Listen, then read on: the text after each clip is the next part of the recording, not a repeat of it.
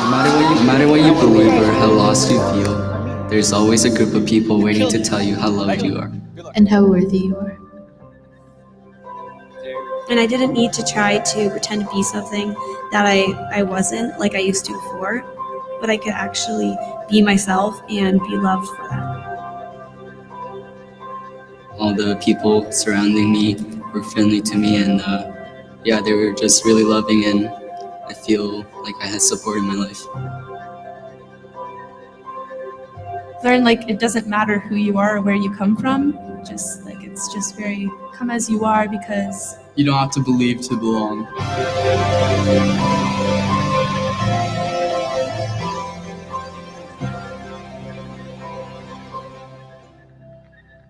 You belong here. you belong here. You belong here. Good morning, MSM. How you guys doing today? Good, awesome. Hey, my name is Tyler. I'm the middle school pastor here. And before we get started, real quick, it looks like, can we get the lights off? Like they're shining right in their eyes, this side thing. I'm sorry. So I need someone to help me out with something up front. Will, get up here. Come here. I'm forcing you to. I think this would be funnier. All right, Will, you're going to hold this over your head. Stand right there. Arms straight. All right.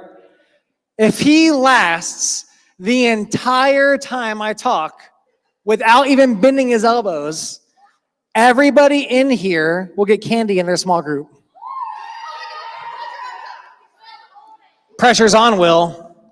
All right. Everybody gets candy. Okay, here we go. All right. So, besides the point, here we go. I'm going to start off talking about something that I don't like very much, which is pretty common if you've been here even once. But, thank you. I don't like hospitals. What are you doing? Okay. I don't like hospitals at all. I think they make me uncomfortable. They're kind of disgusting. Like everyone in there is sick. There's so many germs in there. It's like if you walk in, you're just going to get sick just from going in a hospital. One time, I went to go visit my nephews who were born, and they were born 16 weeks early, which I know you guys don't realize like what that means because hopefully you don't have kids yet. But here's what that perspective. Usually babies come out 7 pounds. Do you know what you were? 6. Small little baby. My nephews were each 1 pound, 10 ounces. And they were the length of my elbow to my arm. Like elbow to my hand. So they were legitimately stick figures. If you've ever drawn a stick figure, congrats, you've drawn a sketch of my nephews. That's what they were like. And so I went into the hospital room and I looked at like the glass little, you doing okay? Okay, it burns. It's a good burn. You're welcome. You're gonna have some ripped shoulders. So I went into the hospital room and I looked at the little glass or plastic like boxes that they're in, like staying alive. And I had to get out of the room like immediately. I left the room, leaned against the wall. And the next thing I know, I'm on the ground facing up at the ceiling. And doctors and my dad are like all around me. I passed out. And that's not the first time something like that has happened to me in a hospital before. And it's embarrassing because I'm not the one who needed fixing. Like the babies, like my sister-in-law who had just given birth, like I was just there saying hi and I couldn't even handle it. There's something about hospitals that just makes me so uncomfortable.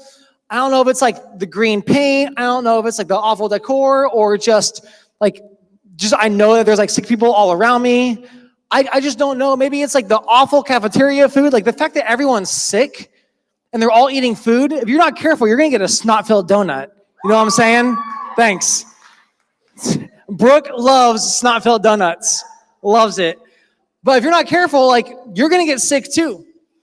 And if I'm willing to bet, I'm not the only one in here who does not like hospitals. There's a reason why we don't go to hospitals just to hang out for fun. There's a reason that no one goes on a first date to a hospital. Why? Because there is sickness and disease and there's flaws. And here's what I've learned about myself. I don't like to associate with like anything that's like not perfect. Like I want my internet to load fast. I want my games to not lag. Things that are not perfect, I don't want. And I think the same is true for all of us. That's why like plastic surgery is a big industry in this country. It's why companies use models to sell products. There's a certain look and beauty that people want to associate themselves with. There's, what? I'm only right here.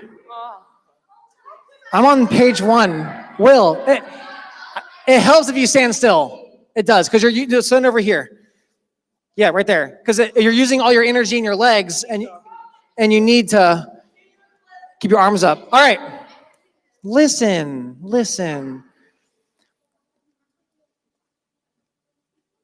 Isn't it interesting, though, that when Jesus is talking about why he came to earth and why he's here, he uses the idea of a hospital.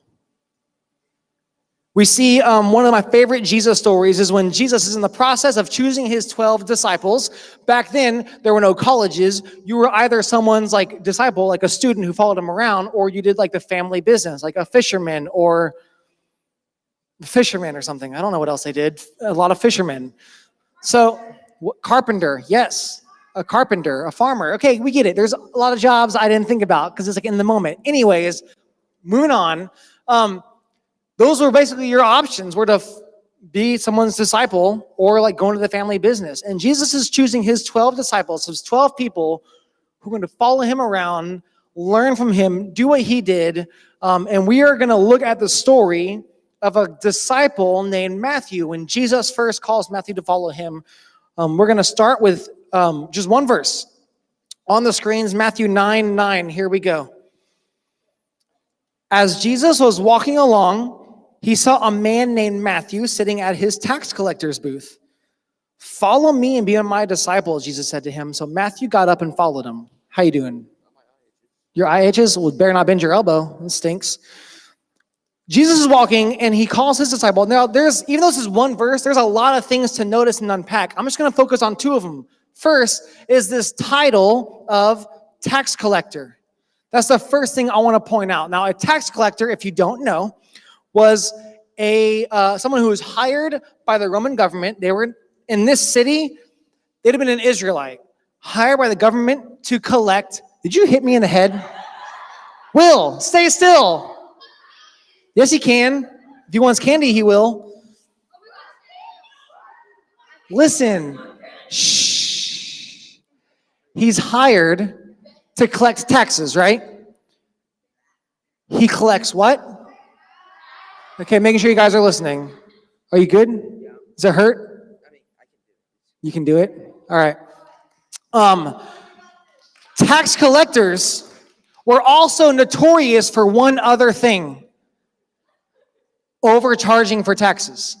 So let's say, for instance, your family made $20,000, had 4 kids, and bought a new home that year. You go to the booth, they're calculating your taxes there with their little abacus thing, and they didn't have calculators, they didn't have e-filing for taxes. You didn't even know what that is. Don't worry about that. But it's like a tax collector looked at your family and said, okay, you owe the government $3,000. But you really owed 2. But what he was doing was he's going to take 3 from you and just pocket the extra 1,000. That's what tax collectors did. And they were Jewish. He's doing it to his own people. They're traitors. They're thieves. There's a well-known speaker that I listen to who actually likens a tax collector to a terrorist and how they were treating their people if they didn't pay up. So you're a tax collector, you're a thief, you are a traitor to your people, and you're in some ways like a terrorist. That's not a good thing to be known as. And so Jesus looks at this tax collector and says, follow me, which is the other part of this I want to look at. He was still sitting there, guys. He wasn't reading a self-help book. He wasn't sorry. He wasn't apologizing. He wasn't like, you know what, I need to change my life. This isn't good. Nope. He had literally just ripped off a farmer for taxes right before Jesus walked up, and Jesus says, yeah, I picked you to be on my team. That would make us mad. And here's how I know that, because if we go to school and there's a bully at our school, and the bully's taking everyone's lunches, he's pushing people around, someone's carrying a bunch of books and papers, and he just goes, poof, which we all secretly want to do to somebody. Like, be honest with yourself. Don't do it though. But you're not. So here, it's like that person, right? If we in that moment who are there, we want justice. We visualize someone this person's size knocking them dead to the ground. Maybe you even daydream about yourself being the one to just pop them in the face, right? Maybe you do. Hopefully you don't do that because you're a Jesus follower. But here's what Jesus would do in that situation. The bully's making fun of people, pushing people around, hitting people with like stacks of books, and Jesus would say, yeah, I want you on my team. Follow me. We would be angry. What about me? He's not good enough. I'm right here. So I have a few more pages. Okay. No, you can't sit down. No. I'll tell you what. We're going to do some CrossFit games. Nice. You want to sit down? Do you want help with your arms too? I'll tell you this. The candy thing will stick, and you can call 2 people to hold your arms up.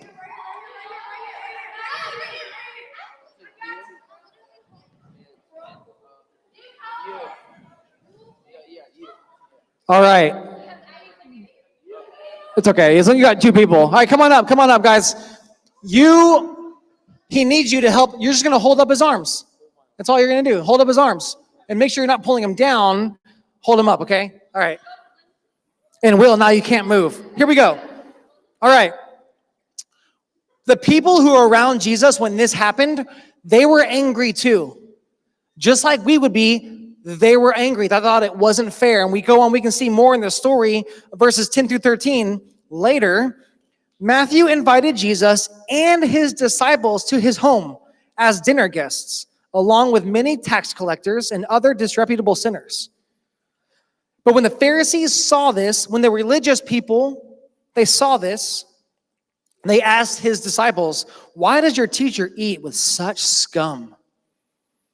When Jesus heard this, he said, it's the healthy people. See, the healthy people don't need a doctor. Sick people do.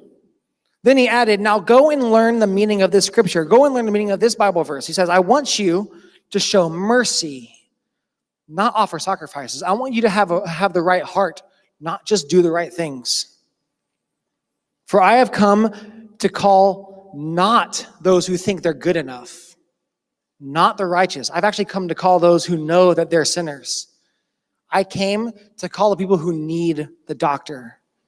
I came to call the unwanted, the not good enough, the low self-esteem, the screw up who makes mistakes. Jesus came for those who know, oh yeah, like I don't deserve this. Like I'm not good enough. That's exactly who he came for. See, these leaders, these religious leaders, they thought they were good enough. And Jesus is like, yeah, I don't need you on my team. Instead, he looks at those who don't deserve it, who are broken, who had things happen in their past. You're bailing. Okay, you can call them back up whenever you want. Okay. All right. They were getting tired? Thinking about how you feel. Man, you guys are great friends. Awesome. But you see this word sinners, right? Listen, sin is just a churchy word for this. Anything less than God's best for your life is sin. Anything less. So when we steal, when we talk about people behind their back, go too far with somebody, whatever it is, like, that's not God's best for you, that's sin. Anything that's less than God's absolute best. Now, here's what Jesus is saying. If you think that in every single area of your life, you're doing God's best for you, then yeah, you're good. He doesn't need you.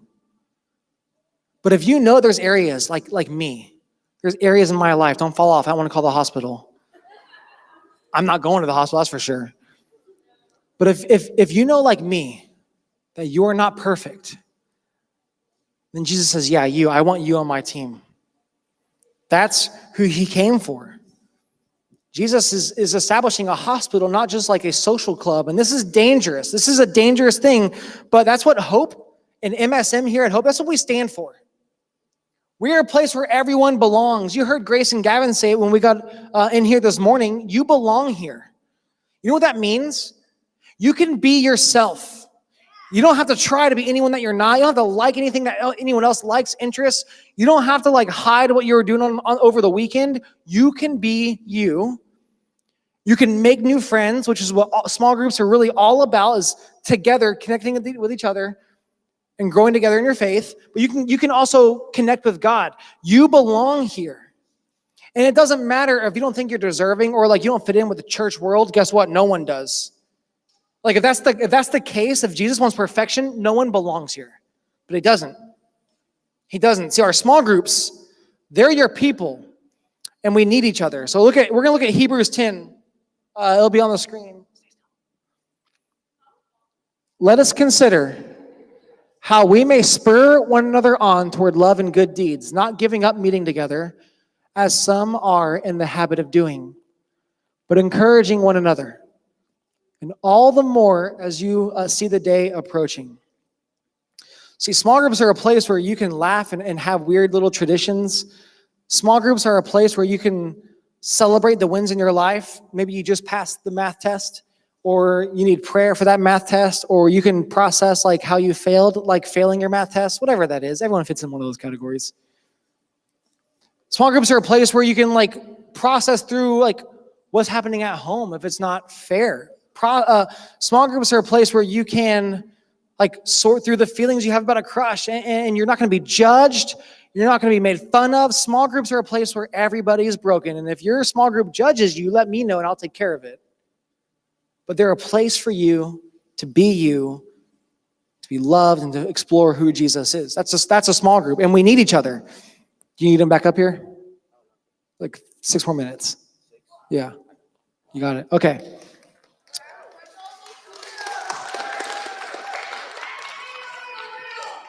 So I'm going to end with this. It's a story, not just like a last statement. All right. You do need to stay still. You're throwing me off. All right.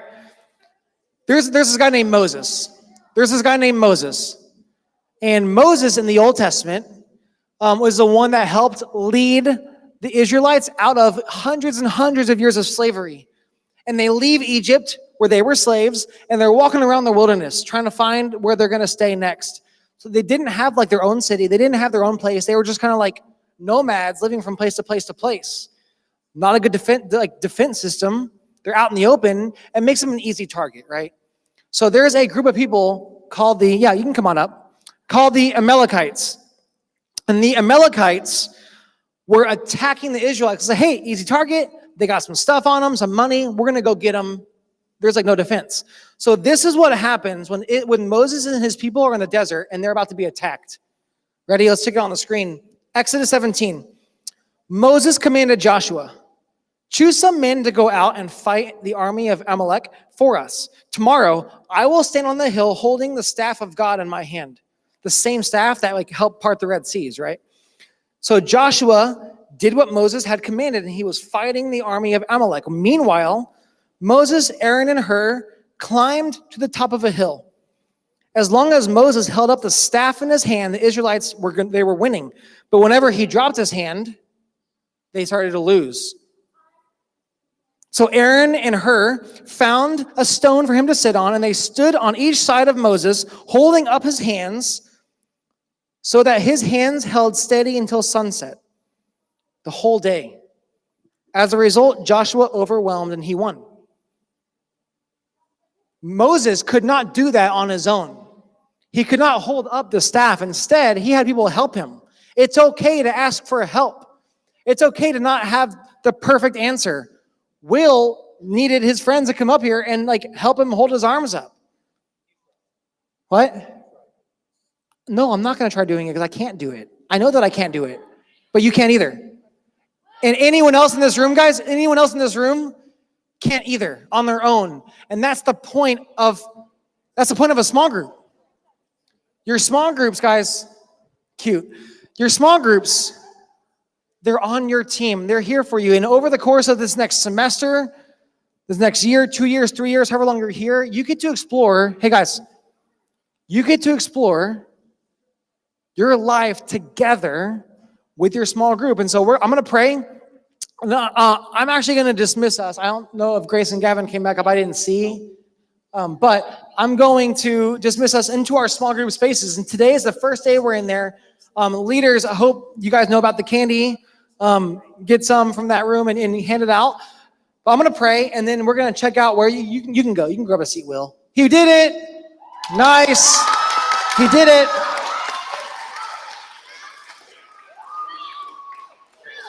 Awesome. All right. Would you pray with me before we go to small groups? God, we thank you so much for this day. We thank you for a chance to share our life with others, God. And we get to be in a small group with friends, and it's a small group, and it's a group of people that aren't perfect, but God, of people who are looking to belong and have fun and connect and grow in our faith together. It's a place where there's no judgment, there's no shame, because everyone's messed up, God. I just pray that you would move in the small groups and allow us to grow closer in our friendships and also closer to you. Amen. Hi. Hi. I just have something really, really quick. So I know there are some people who are still watching with us online. Oh, right. And we wanted to let you know that we are not offering online small groups, but we